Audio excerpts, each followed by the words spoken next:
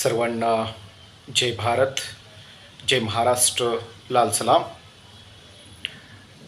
आज महाराष्ट्र राज्यामध्ये मागील 2 दिवसापासून जी राजकीय अस्थिरतेची परिस्थिती निर्माण झालेली आहे, त्या परिस्थितीच्या अनुषंगाने इलेक्ट्रॉनिक्स माध्यमातून, वर्तमानपत्राच्या द्वारे आणि समाज माध्यमातून संपूर्ण महाराष्ट्र राज्यातील चिंतेचा विषय निर्माण झालेला आहे. या संदर्भात ज्या महाराष्ट्र राज्यातील मतदारांनी महाविकास आघाडीतील घटक पक्षांना भरभरून मतदान केलेलं आहे, त्यांच्यासमोर सुद्धा हा मोठा पेच प्रसंग निर्माण झालेला आहे. मतदारांना असं वाटत आहे की ज्या लोकांना आम्ही निवडून दिलेलं आहे ते लोक केवळ पैशासाठी, सत्तेसाठी नको त्या राजकीय पक्षासोबत युती करायला बसले आणि याच्याशिवाय काही पैसे मिळवण्यासाठी, काही संपत्ती मिळवण्यासाठी आणि सत्ता मिळवण्याच्या हेतूने, आपला राजकीय लाभ साध्य करण्याच्या हेतूने महाराष्ट्राच्या जनतेच्या मतांशी आणि महाराष्ट्राच्या जनतेच्या सामाजिक, राजकीय आणि विकासाच्या हितसंबंधाशी खेळत आहेत काय, असाही प्रश्न सर्वसामान्यांच्या मनामध्ये निर्माण होऊ शकतो. याच्या पाठीमागे कुणाचा डाव आहे? एकनाथ शिंदे शिवसेनेतून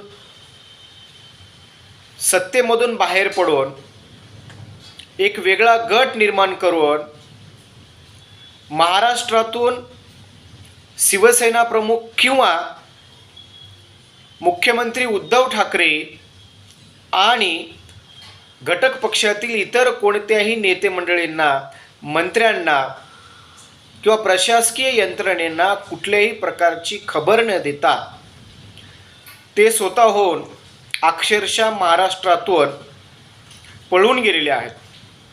आणि मग सुरत येथे जाऊन त्या ठिकाणी भाजपचे जे काही मंडळी आहेत, वरिष्ठ मंडळी आहेत, मोहित कंबोज असतील किंवा इतर जे काही गुजरातचे भारतीय जनता पार्टीचे प्रमुख जे काही पदाधिकारी आहेत, यांच्यासोबत चर्चा करून, हितगुज करून, त्यांचा आधार घेऊन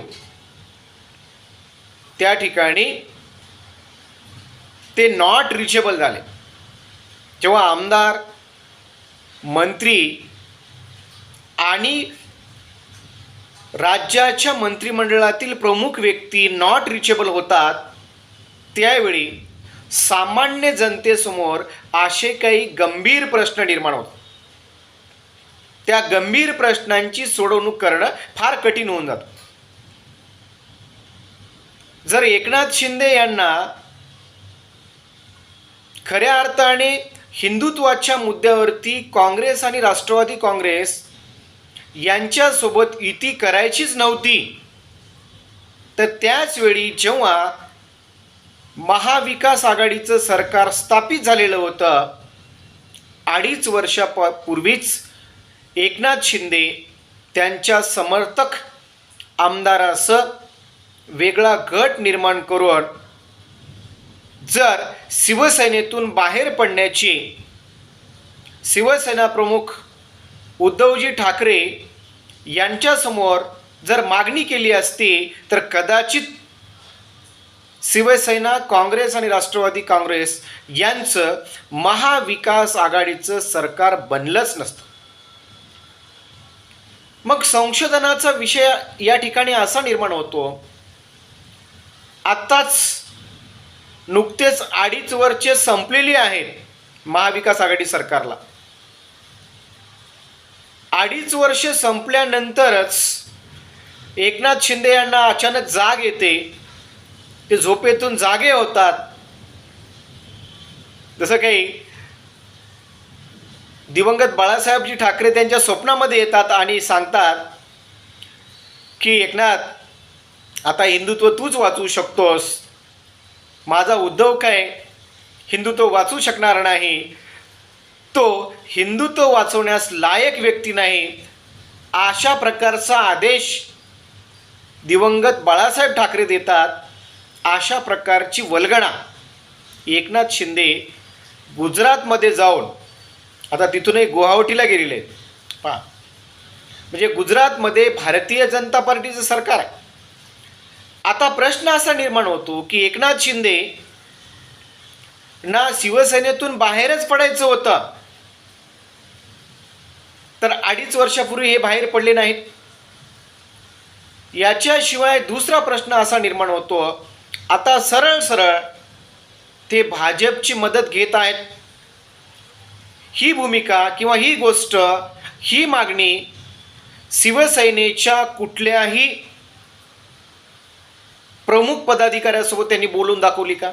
किंवा महाराष्ट्राच्या जनतेसमोर महाराष्ट्रामध्येच राहून, जर महाराष्ट्राची अस्मिता होती, मराठी माणसाची अस्मिता होती, तर महाराष्ट्रामध्येच मुंबई येथून एक विशेष पत्रकार परिषद घेऊन त्यांनी जर बोलून दाखवली असती, तर त्यांची भूमिका सुद्धा लोकांना खरी कळली असती. आता याच्याशिवाय एकनाथ शिंदे यांच्यासोबत गेलेले जे काही इतर अपक्ष आहेत आणि प्रहारसारख्या घटक पक्षाचे जे बच्चू कडू आहेत किंवा इतर वेगवेगळ्या छोट्या छोट्या पक्षांच्या चिन्हावरती लढलेले अपक्ष लढलेले जे लोक आहेत, याच्या आधारे स्वतंत्र शिवसेनेचा गट एकनाथ शिंदे तयार करू शकतात काय, याच्या संदर्भात प्रचंड शंका या ठिकाणी निर्माण होऊ शकते. प्रश्न असा निर्माण होतो, 2.5 वर्ष सत्ता भोगल्यानंतर एकनाथ शिंदे यांनी मंत्रिपदाची शपथ घेऊन 2.5 वर्ष सत्ता भोगलेली आहे. 2.5 वर्ष सत्ता भोगून त्यांना आता हिंदुत्व आठवलेलं आहे, याच्यावरती मात्र शंका निर्माण झाल्याशिवाय राहणार.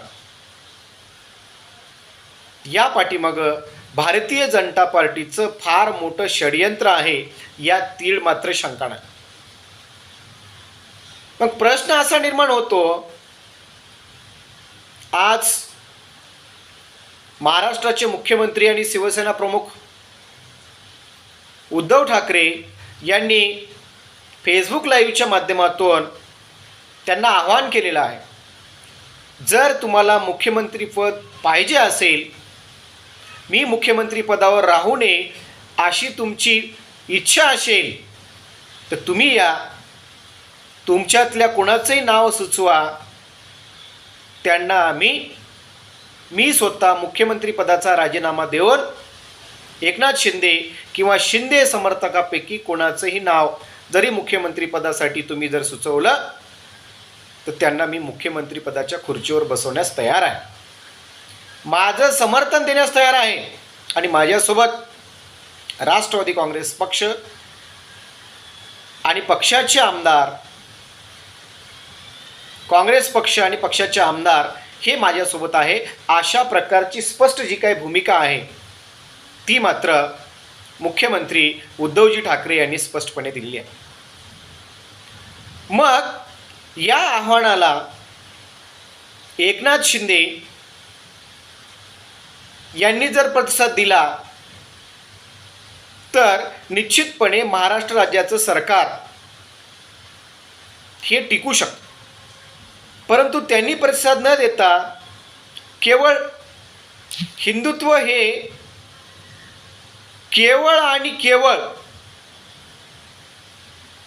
भारतीय जनता पार्टीसोबत गेल्यानंतरच जिवंत राहू शकते, अशी जर एकनाथ शिंदेची भूमिका राहिली, तर त्याच्या पाठीमागे एकनाथ शिंदे यांचा फार मोठा स्वार्थ असल्याचं या ठिकाणी महाराष्ट्राच्या जनतेला दिसून येतं. कारण यापूर्वी शिवसेना प्रमुख बाळासाहेब ठाकरे यांनी कधीही असं म्हटलेलं नाही की भारतीय जनता पार्टी ही शिवसेनेपेक्षा खऱ्या अर्थाने हिंदुत्ववादी आहे, कारण शिवसेना हीच हिंदुत्ववादी आहे असं बाळासाहेब ठाकरे यांना वाटतं. आता काही तांत्रिक अडचणी याच्यामध्ये निर्माण होऊ शकतात, ज्या की शिवसेनेच्या गटनेतेपदावरून एकनाथ शिंदे यांची हकालपट्टी करण्यात आलेली आहे 2 दिवसापूर्वीच, आणि अजय चौधरी यांची शिवसेनेच्या गटनेतेपदी निवड करण्यात आलेली आहे. त्यामुळे आता मात्र एकनाथ शिंदे यांनी जी काही यादी जाहीर केलेली आहे, त्या यादीमध्ये शिवसेनेचे फक्त 30 आमदार आहेत, प्रहारचे आमदार आहेत, 2 प्रहारचे आहेत, याच्याशिवाय इतर आमदार आहेत. 34 आमदारामध्ये शिवसेनेचे 30 आहेत, त्याच्यापैकी 2 परत आलेले आहेत. महाराष्ट्रामध्ये 2 आमदार परत आलेले आहेत आणि त्यांनी उद्धव ठाकरे यांना पाठिंबा असल्याचं स्पष्टपणे जाहीर केलेलं आहे. पक्षांतर बंदी कायद्याअंतर्गत जर एकनाथ शिंदे यांच्याकडे 37 आमदार जर असतील, अगदी शेवटपर्यंत सभागृहामध्ये येऊन 37 आमदारांचा पाठिंबा जर त्यांच्यासोबत असेल, तर निश्चितपणे एक वेगळा गट, शिवसेनेचा वेगळा गट आहे हे त्यांना सिद्ध करता येतं. परंतु तसं जर झालं नाही तर एकनाथ शिंदे हे एकटेच पडतील. त्यांनी केलेलं जे काही बंड आहे ते थंड होऊन जाईल आणि त्यानंतर त्यांच्या बंडाला काहीही अर्थ या ठिकाणी उरणार नाही. आता हे झालं शिवसेना आणि उद्धव ठाकरे आणि त्यांचे आमदार 2 गटाच्या संदर्भात. प्रश्न असा निर्माण होतो की हिंदुत्वाच्या मुद्द्यावर जर काँग्रेस आणि राष्ट्रवादी काँग्रेस यांच्यासोबत युती नकोच होती, तर नेमकं 2.5 वर्षानंतर बाहेर का पडले, याच्यावरून जनतेच्या मनामध्ये एक शंकेची पाल चुकचुकल्याशिवाय राहणार नाही. दुसरा प्रश्न या ठिकाणी असा निर्माण होतो की पुढे काय. मुख्यमंत्री उद्धव ठाकरे यांनी राजीनामा देण्यास मी तयार आहे असं म्हटलेलं आहे.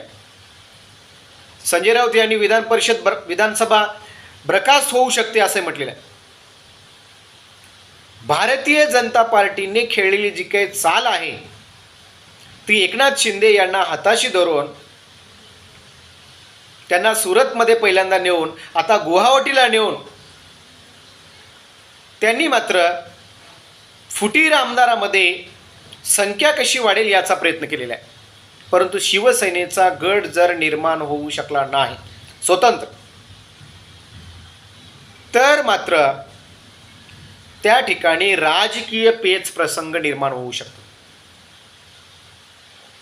आणि ते राजकीय पेच प्रसंग जर निर्माण झाले तर मग मात्र महाराष्ट्रामध्ये पुन्हा एकदा राष्ट्रपती राजवट लागू होऊ शकते आणि हेच काम भारतीय जनता पार्टीला करायचं आहे.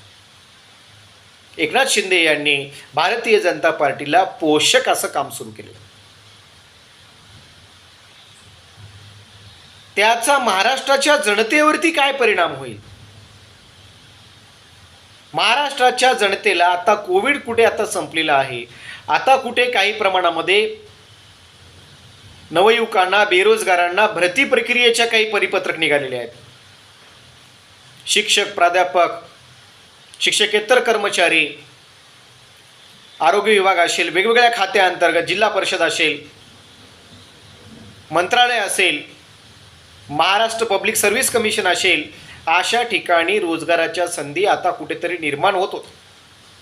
त्या रोजगाराच्या संधी हिरावून घेण्याचं षडयंत्र भारतीय जनता पार्टीने रचलेलं आहे. केंद्रातलं सरकार सातत्याने महाराष्ट्रातल्या सरकारला डवचून ते सरकार कसं पाडता येईल, कसं कोसळता येईल, मंत्री कसे विकत घेता येईल, आमदार कसे फोडता येईल, याच्या पलीकडचं भारतीय जनता पार्टीचं राजकारण नाही. आता जनतेला आणखी एक प्रश्न असा निर्माण होतो की आमदार कोणत्या कारणासाठी फुटतात. राज्यसभेमध्ये जेवढे आमदार राज्यसभेच्या निवडणुकीमध्ये भाजपचे जेवढे आमदार आहेत त्याच्यापेक्षा जास्त मतं पडली उमेदवारांना. मग ती मतं आली कुठून? विधान परिषदेच्या निवडणुकीमध्ये सुद्धा काँग्रेसच्या एका उमेदवाराचा पराभव झाला, चंद्रकांत हांडोरे, आणि भारतीय जनता पार्टीचा 5वा उमेदवार निवडून आला. त्याला पडलेली जास्तीची मते आली कुठून? तर भाजप म्हणतं की देवेंद्र फडणवीस यांची जादू आहे. आता देवेंद्र फडणवीस यांच्याकडे कोणती जादू आहे? सरळ सरळ मंत्र्यामध्ये, आमदारामध्ये, जनतेमध्ये चर्चा आहे की भाजप आमदारांना पैशाची लालूच दाखवून मोठी रक्कम देऊन राज्यसभेसाठी लागणारं मतदान फोडलेलं आहे. विधान परिषदेसाठी लागणारं मतदान फोडण्यात आलं. म्हणजे इथं पैसे देऊन मतं फोडली जातात. म्हणजे एकीकडे जे भांडवली पक्ष आहेत ते जनतेमधून निवडून येताना जनतेला पैसे देऊन निवडून जातात, दारू देऊन निवडून जातात, मटण देऊन निवडून जातात, आणि तिकडे मात्र पैसे घेऊन मतदान करतात. ही व्यवस्था कुठेतरी या ठिकाणी बदलली पाहिजे. महाराष्ट्राच्या जनतेने हे ओळखलं पाहिजे. जे भांडवली राजकीय पक्ष आहेत, या भांडवली राजकीय पक्षाच्या खेळीला महाराष्ट्राच्या जनतेने बळी पडता कामा नये. यापुढे केवळ एकच आमदार असा आहे की आज मार्क्सवादी कम्युनिस्ट पक्षाचा कॉम्रेड विनोद निकोले, तो मात्र या कोणत्याही पैशाला बळी पडताना दिसून येत नाही, पैशाच्या आमिषाला बळी पडताना दिसून येत नाही. त्याचं कारण म्हणजे कम्युनिस्ट, समाजवादी आणि फुले शाहू आंबेडकरी विचाराचे राजकीय जे पक्ष आहेत ते मात्र, ज्यांच्यामध्ये स्वाभिमान आहे, ते मात्र या प्रलोभनाला बळी पडताना आम्हाला दिसून येत नाहीत. म्हणून एकच आमदार आहे कॉम्रेड विनोद निकोले, तो मात्र त्या 34 आमदारामध्ये नाही मार्क्सवादी कम्युनिस्ट पक्षाचा. आणि म्हणून जनतेने यापुढे ज्या निवडणुका येतील, जिल्हा परिषदच्या निवडणुका आहेत, यापुढे विधानसभेच्या निवडणुका येतील, त्यावेळी मात्र शिवसेनेसारख्या पक्षाला, भारतीय जनता पार्टीसारख्या पक्षाला मतदान करताना 1000 वेळेस विचार केला पाहिजे. कारण हे जर सुरतसारख्या मोठ्या हॉटेलमध्ये, गुवाहाटीसारख्या मोठ्या हॉटेलमध्ये काजू बदाम पिस्ता मेवा खाऊन नॉट रिचेबल होत असतील, तर अशा वेळी जनतेच्या हिताचं काही देणे घेणे नाही. आता कुठे विकासाचे काही मार्ग लागतील, काही योजना विकासाच्या महाराष्ट्रामध्ये कामी लागतील, नोकर भरती होईल, या आशेने महाराष्ट्राचा युवक, शेतकरी, शेतमजूर, नोकरदार, अल्पभूधारक, महिला हे खऱ्या अर्थाने अपेक्षेने पाहू लागले होते. मध्येच फोडाफोडीचं राजकारण भारतीय जनता पार्टी या ठिकाणी करत आहे. ईडीची भीती दाखवली जात आहे. अहो, ईडीची भीती तुम्ही का घेता? तुमच्याकडे जर बेकायदेशीर मार्गाने पैसा तुम्ही मिळवलेलाच नाही, तर अशा वेळी तुम्हाला भीती काय आहे? काँग्रेस, राष्ट्रवादी, शिवसेना आणि भारतीय जनता पार्टी यांच्यामधले आमदार, मंत्री, संत्री यांनाही माझी नम्र विनंती आहे की यापुढे बेकायदेशीर मार्गाने पैसा मिळवू नका. आणि जनतेला माझं सांगणं आहे, बेकायदेशीर मार्गाने पैसा मिळवणाऱ्या आमदारांना जनतेतून निवडून देऊ नका. प्रामाणिक, सच्चा, इमानदार, निस्वार्थी व्यक्तीला आणि विशिष्ट विचारधारा असलेल्या व्यक्तीला निवडून द्या. जे समाजवादी विचाराने, कम्युनिस्ट विचाराने प्रेरित राहणारा असतो, जो कधीही विकला जात नाही, अशा व्यक्तीला महाराष्ट्राच्या जनतेनं जर निवडून दिलं तर असे मोठे प्रॉब्लेम्स या ठिकाणी निर्माण होऊ शकत नाहीत. आज मी पुनश्च एकदा या यूट्यूब चॅनलच्या माध्यमातून आणि फेसबुक लाईव्हच्या माध्यमातून, इंस्टाग्रामच्या माध्यमातून, वेगवेगळ्या सोशल मीडियाच्या माध्यमातून एवढंच आवाहन करू इच्छितो की महाराष्ट्राच्या मतदारांनी, जनतेने सावध राहिलं पाहिजे. जे भांडवलदार राजकीय पक्ष आहेत यांच्यापासून सावध व्हा, अन्यथा येणाऱ्या कालखंडामध्ये महाराष्ट्र राज्याच्या विकासाची ही वाट लावणार आहे. त्यामुळे एकनाथ शिंदे आणि त्यांचा गट असेल आणि इतर ईडीच्या चौकशीची भीती भाजप दाखवतं. तुम्ही भीता म्हणजे नेमकं काय प्रकार आहे? तुम्ही काही केलंच नाही तर तुम्हाला भीती कशाची आहे? कर नाही तो डर किस बात का आहे. त्यामुळे निवडणुकीमध्ये मतदारांना माझं आव्हान आहे, नम्रतेने आव्हान आहे, पैसे घेऊ नका, दारू पिऊ नका, मटण खाऊ नका.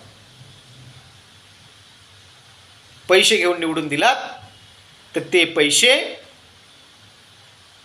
दिलेले पैशावर पैसा करण्यासाठी आमदार अशा प्रकारचं फोडाफोडीचं राजकारण करतात. भाजपाच्या षडयंत्राला एकनाथ शिंदे आणि त्यांची टीम जर बळी पडली तर येणाऱ्या पुढील 2.5 वर्षामध्ये महाराष्ट्राचं भवितव्य हे काही चांगलं राहणार नाही. सरकार जर कोसळलं तर निश्चितपणे याच्यामध्ये जनतेचं फार मोठं नुकसान होईल. एवढंच या प्रसंगी मी आजच्या व्हिडिओमध्ये सांगतो. पुनश्च एकदा सर्वांना जय भारत, जय महाराष्ट्र, लाल सलाम.